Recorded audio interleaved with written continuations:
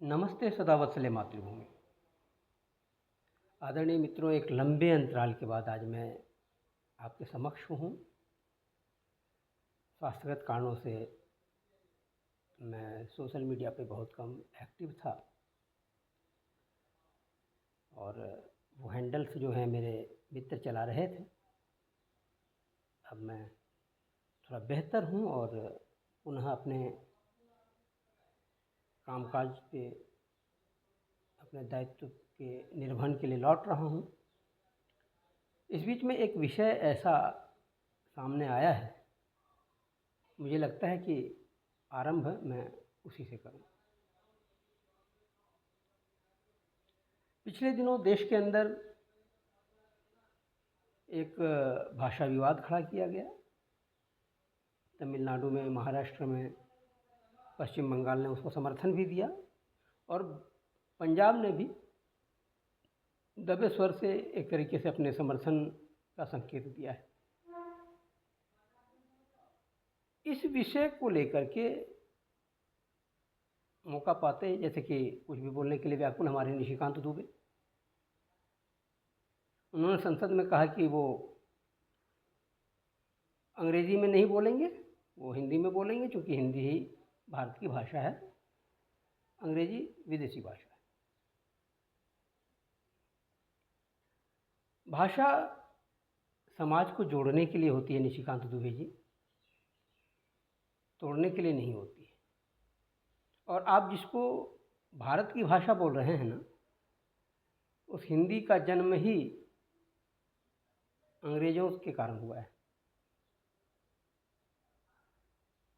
आपने इतिहास का अध्ययन नहीं किया है, भाषा विज्ञान का अध्ययन नहीं किया है, और जो कुछ भी अध्ययन किया पता नहीं, मुझे तो आपसे लगता है कि आप तो कुपढ़ हैं। आपको अनपढ़ तो नहीं कह सकता, लेकिन कुपढ़ हैं। अच्छा कुछ भी नहीं पढ़ा है आपने। तो मेरा निवेदन होगा कि आप थोड़ा सा अच्छा साहित्य पढ़िए, अच्छे इतिहास का अध्ययन कीजिए। भाग्य से आपको जो जगह मिल गई है उसका राष्ट्र निर्माण में योगदान कीजिए ना। अगर कहीं आग लगी है तो उसको बुझाने के लिए पानी की आवश्यकता होगी, उसमें घी ना डाला करें। घी तो आप डालते भी नहीं हैं, जानवरों की चर्बी डाल देते हैं, जिससे और भी प्रदूषण होता है। आपको मालूम होना चाहिए कि विलियम फोर्ट में अंग्रेज़ों की बैठक हुई थी 1858 में, 1858 में। उससे पहले देश के अंदर उर्दू आम लोगों की भाषा थी। आम लोगों का जो है, आम लोग आपस में बातचीत भी करते थे ना, तो उर्दू में करते थे। संस्कृत पंडितों की भाषा थी और शासन की भाषा अंग्रेजी थी। और भारत से प्रशासनिक अधिकारी तैयार करने के नाम पे लालची भारतीयों की एक फौज खड़ी की गई थी। उनको विदेश ले जा कर के अपने आचरण में ढालना, अपने रंग ढंग में ढालना, अपने संस्कृति में ढालना, उनके अंदर भारत के संस्कार के प्रति, भारतीय लोगों के प्रति घृणा का भाव पैदा करना और ये भरना कि वो प्रगतिशील हैं, भारतीय असभ्य हैं। ये सब कार्य जो है ना किए जाते रहे। एक तरीके का एनजीओ जो आजकल करता है देश के अंदर, वो कार्य अंग्रेज उस समय करते थे। और उसी क्रम में उन्होंने भारतीय समाज में बड़ा विभाजन के लिए विलियम फोर्ट में एक मीटिंग की और वहाँ से उन्होंने हिंदी नाम की एक भाषा का चलन शुरू किया। अब हिंदी, उस समय की हिंदी क्या थी उसके बारे में प्रकांड विद्वान शंभुनाथ शुक्ल जी ने बड़ी अच्छी बात लिखी है। शंभुनाथ जी लिखते हैं कि भाई वह हिंदी जो थी, जो उन्होंने भारत में लागू की, लाठी की जोर पर, सरकार तो कुछ भी करती है ना, तो जो लागू की थी वो हिंदी कैसी थी उसका उल्लेख वो अद्भुत तरीके से कर रहे हैं। मतलब वो कहते हैं, वो लिखते हैं, मिल गया मुझे, वो लिखते कि हिंदी की सबसे बड़ी समस्या यह है कि यह किसी भी क्षेत्र की मातृबोली भी नहीं थी, इसलिए यह एक बनावटी और गढ़ी हुई भाषा है। साथ ही यह अधूरी व भावों को दर्शाने में अक्षम है। प्रकृति में कोई भी भाषा इतनी अधूरी शायद ही हो जितनी यह बनावटी आर्य समाजी हिंदी। इसकी वजह से देश में पहले से फल फूल रही उर्दू भाषा को देश के आम लोगों से काटने के लिए अंग्रेज़ों ने फोर्ट विलियम में बैठकर एक बनावटी और किताबी भाषा तैयार कराई जिसका नाम हिंदी था। इसे तैयार करने का मकसद देश के दो बड़े धार्मिक समुदायों की एकता को तोड़ना था। उर्दू को मुसलमानों की भाषा और हिंदी को हिंदुओं की भाषा बताना था। हिंदी को हिंदुओं के लिए गढ़ तो लिया गया, लेकिन इसका इस्तेमाल करने को हिंदू तैयार नहीं थे।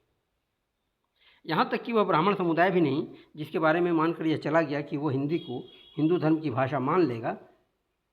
लेकिन बनारस के ब्राह्मणों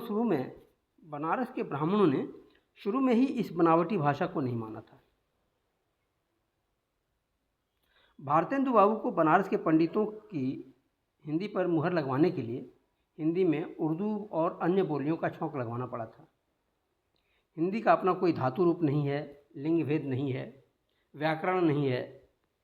ये कहते हैं कि सब संस्कृत से लिया है आगे चल करके, उस समय तो नहीं। यहाँ तक कि इसका अपना सौंदर्य बोध नहीं है। यह नागरी लिपि में लिखी गई एक ऐसी भाषा है जिसमें उर्दू की शैली, संस्कृत की धातुएं और आगे जो वो लिखते हैं बड़ा कठोर है। वो लिखते हैं कि यह हिंदी नागरी लिपि में लिखी गई एक ऐसी भाषा है जिसमें उर्दू की शैली, संस्कृत की धातुएं और भारतीय मध्य वर्ग जैसी संस्कारहीनता है। ऐसी भाषा में अखबार का प्रकाशन शुरू हुआ भारत में हिंदी में, और वो अंग्रेज़ों के समर्थन से हुआ, ताकि इसको जन जन की भाषा बनाई जा सके, जन जन की भाषा के रूप में स्थापित किया जा सके। तो अंग्रेज़ों ने लगभग 150 साल कोशिश कर ली। भारत सरकार प्रकारांतर से, डायरेक्टली तो नहीं कुछ कर रही है, इनडायरेक्टली लगभग 80 वर्षों से हिंदी को राष्ट्रभाषा बनाने के प्रयास में है, और इसके बावजूद हिंदी अधिकृत रूप से भारत के 50% हिस्सों की भी भाषा नहीं है। आप हिंदी बेल्ट छोड़ दें, दिल्ली ले लीजिए, हरियाणा ले लीजिए, उसके बाद आप आ जाइए उत्तर प्रदेश, बिहार, झारखंड, मध्य प्रदेश, इसके अलावा किसी भी राज्य में हिंदी सरकारी भाषा नहीं है।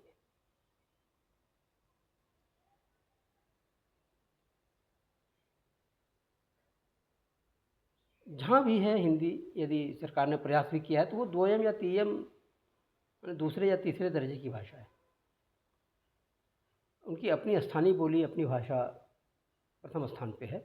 इसलिए निशिकांत दुबे जब ये कहते हैं कि मैं हिंदी में ही बोलूँगा क्योंकि ये हिंदी भारत की भाषा है, तो मुझे लगा कि ये बताना आवश्यक है कि हिंदी को आप राष्ट्रभाषा बना करके इस देश को नहीं जोड़ सकते।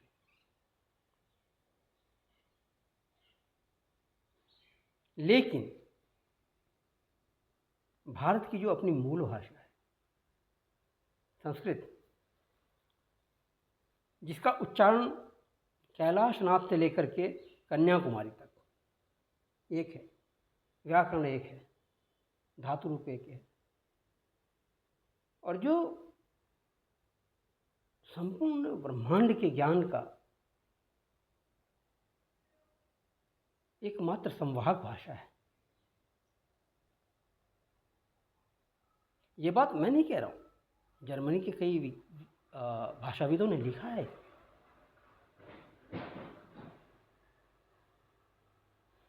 तो क्या ही अच्छा हो अगर भारत सरकार हिंदी को थोपने के बजाय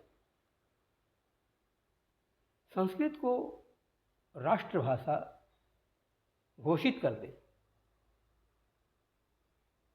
और संस्कृत के लिए प्रोत्साहन कार्यक्रम चलाए जाएं,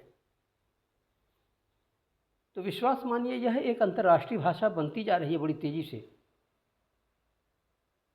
क्वांटम फिजिक्स के कई सूत्रों को समझने के लिए नासा ने अपने सारे वैज्ञानिकों को जो फिजिक्स के क्षेत्र में काम कर रहे हैं संस्कृत का कोर्स कराना शुरू कर दिया है। विभिन्न देशों से भारत सरकार से 1.5 लाख संस्कृत के जो विद्वान हैं उनकी मांग की गई है कि आप उनको भेजिए, आप कुछ मत भेजिए, कुछ निर्यात मत कीजिए, 1.5 लाख विद्वान तुरंत निर्यात कर दीजिए जो संस्कृत के विद्वान हैं, प्रकांड पंडित हैं, ताकि वो हमारे संस्कृत के ग्रंथ जो हैं उनको समझना चाहते हैं, उनका अनुवाद प्रॉपर कराना चाहते हैं। तो हिंदी को सामने ला करके यदि हम कोई विवाद देश के अंदर खड़ा कर रहे हैं तो अनुचित है।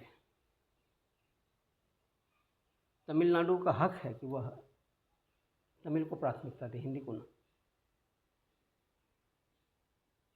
यही तेलुगु के लिए भी होगा, यही मलयालम के लिए भी होगा। इस तरीके से अगर हम देखें तो हमारे मिथिला की जो लिपि है, मिथिला की जो लिपि है, मिथिला बंगला की मातृभाषा है, वो माने या ना माने, भाषा वैज्ञानिक ये मानते हैं। तो यदि ये बात आएगी तो मैं मिथिला की बात करूँगा ना, मेरे क्षेत्र की बात करूँगा। तो इस तरीके से देश में विभाजन ही होगा, विखंडन ही होगा, एक दूसरे के प्रति द्वेष ही पैदा होगा। लेकिन जैसे ही संस्कृत की बात आएगी, संस्कृत से पूरा देश जुड़ेगा। ऐसा नहीं है कि मैं संस्कृत जानता हूँ, मैंने अभी सीखना शुरू किया है। मेरे लिए बोलना लिखना हिंदी जो तथाकथित हिंदी है उसमें सहज है, वो मैं कर भी रहा हूँ आपके सामने। लेकिन मेरा प्रयास है कि मैं संस्कृत सीखूं। तो निशिकांत दुबे अगर चाहते हैं कि वो भारतीय भाषा की बात करें और भारतीय भाषा में बात करें, तो मैं उनको चुनौती देता हूं कि वह, संसद का अभी सत्र चल रहा है, संस्कृत को राष्ट्रभाषा बनाने का प्रस्ताव संसद में लाएं। और यदि वो प्राइवेट मेंबर बिल इसको पेश करना चाहते हैं तो मुझे बताएं, मुझ जैसे लोग भी उसके लिए काम करेंगे। और 1 सप्ताह में हम सब मिल करके भारतीय संसद में इसके पक्ष में सहमति तैयार करवा लेंगे। बाकी कार्य तो सरकार का है।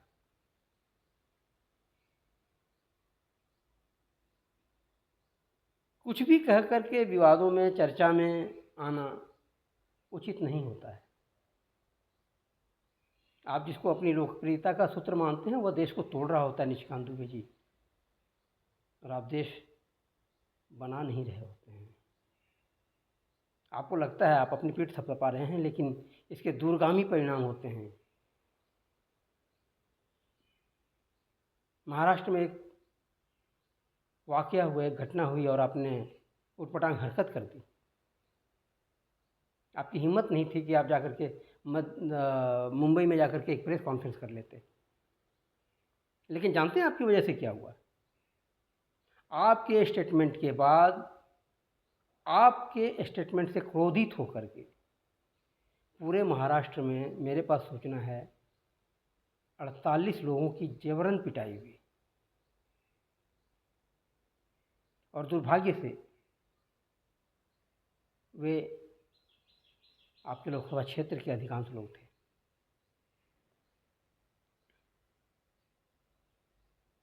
आप वाइस सिक्योरिटी में घूमते हैं और आपकी एक बदतमीज हरकत गरीबों की पिटाई का कारण बन जाता है। इस तरह के आचरण से मेरा अनुरोध होगा, मुक्त हो जाएं, देश के लिए सोचें। धन्यवाद।